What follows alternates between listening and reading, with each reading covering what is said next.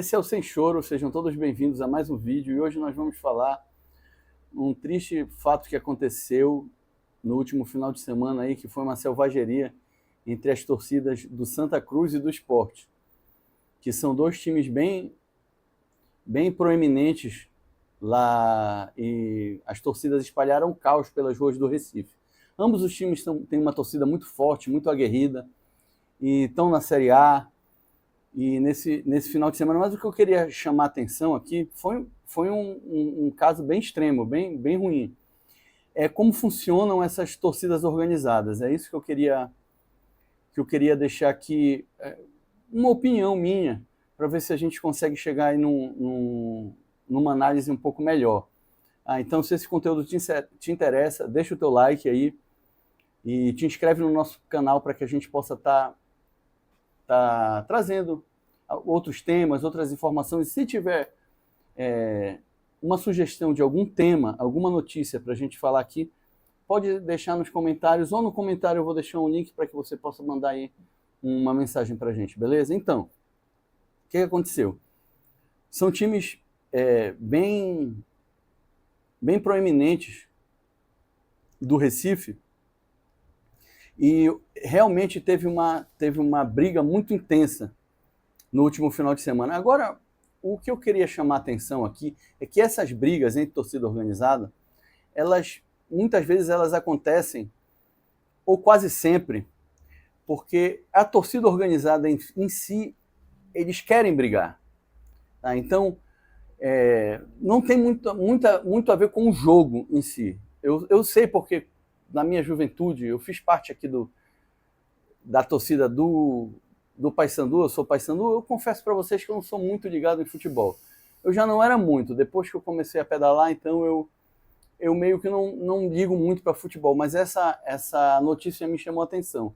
Porque eu me lembro na época, como acontece hoje, que a gente marcava a briga, mesmo quando não tinha jogo. Então, quando tinha reunião de uma torcida organizada, a gente marcava para brigar.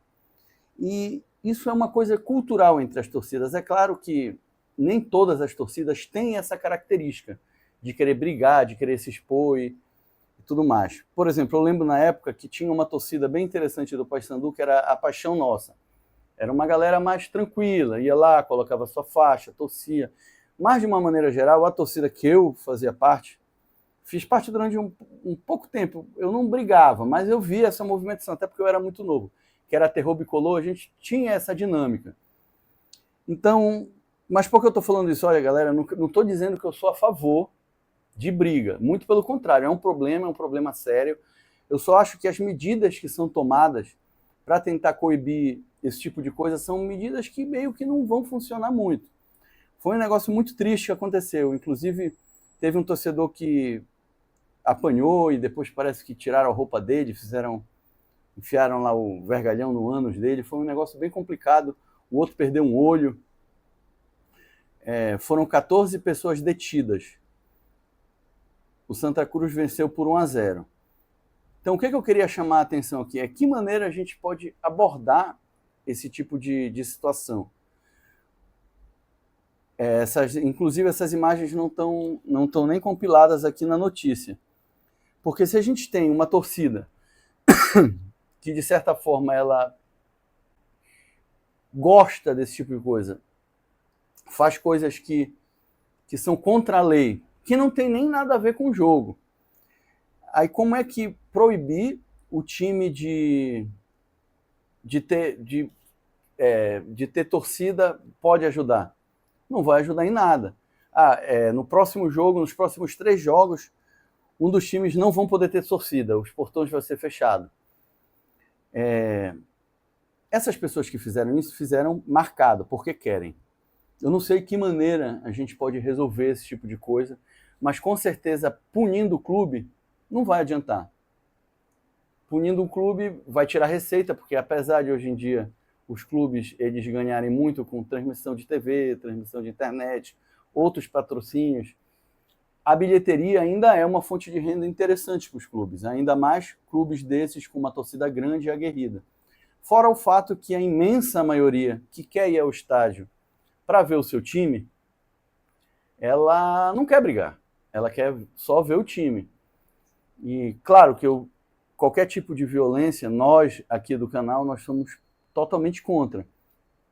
Agora, como lidar com esse tipo de situação para evitar esse tipo de coisa sem punir o time, que na realidade não vai fazer diferença nenhuma, porque essas punições são dadas, mando de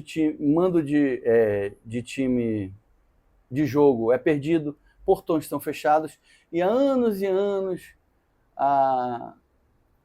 as práticas da torcida organizada permanecem as mesmas.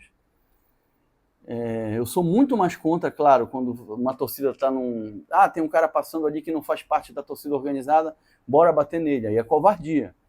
Mas as torcidas brigando entre si, quando elas mesmas combinam, provocam e sabem que isso vai acontecer, é uma maneira que a gente tem que saber como lidar. E como é que um time também que está ali com o seu estádio, feito vistoria, uma burocracia danada, com um monte de funcionário pago no estádio, um ambiente ali propício para comércio, empregando pessoas, como ele pode lidar com essa violência? O time não tem estrutura para fazer um policiamento ostensivo, um policiamento investigativo. Pode até ajudar o Estado ou as autoridades a promover uma campanha, talvez. Eu não queria nem dar muita opinião aqui sobre como resolver isso, porque eu não sou especialista no assunto. Uma campanha de pacificação, ou pelo menos de levar essa mensagem às torcidas, de que, olha, tu faz parte de uma torcida que marca briga, tu está sujeito a esse tipo de violência. Então a pessoa, ela tem que tentar se tocar de que é errado isso, que ela vai correr risco, né? Mas enfim, foi uma cena muito triste. Eu resolvi trazer esse vídeo aqui porque nós temos aqui, né, o nosso Repá, nós temos um futebol forte, temos também esse tipo de violência aqui em Belém, talvez não nesse nível, mas já tivemos casos bem graves de morte, sim, inclusive, né? Mas é isso aí. O que vocês acham?